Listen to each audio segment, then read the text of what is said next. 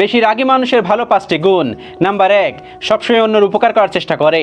রাগী মানুষগুলো হয়তো একটু রাগী, কিন্তু সবসময় তারা অন্যের উপকার করার চেষ্টা করে।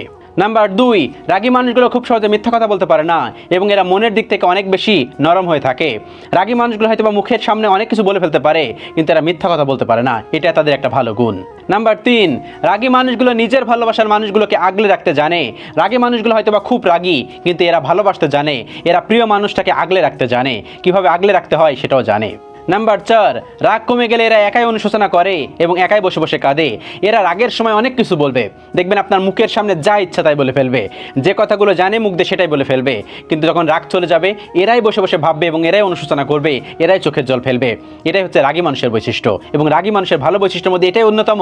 তারা খুব রাগ হয়ে যায় এবং রাগ হয়ে গেলে তারাই অনুশোচনা করে, তারাই আবার কষ্ট পায়। এবং নাম্বার 5, রাগী মানুষগুলো কখনোই পিছনে সমালোচনা করে না, পিছনে বাজে কথা বলে না। রাগী মানুষগুলো কখনোই পিছনে ভয়ঙ্কর হয়ে ওঠে না।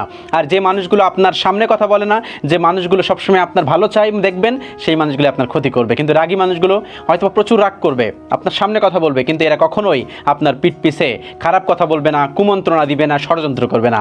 এটাই হচ্ছে রাগী মানুষের বৈশিষ্ট্য। এই যে 5টি কথা বললাম, এই 5টি কথা যার ভিতরে আছে তারা দেখবেন খুব ভালো মনের মানুষ। তারা হতে পারে রাগী, কিন্তু তারা অনেক ভালো মানুষ।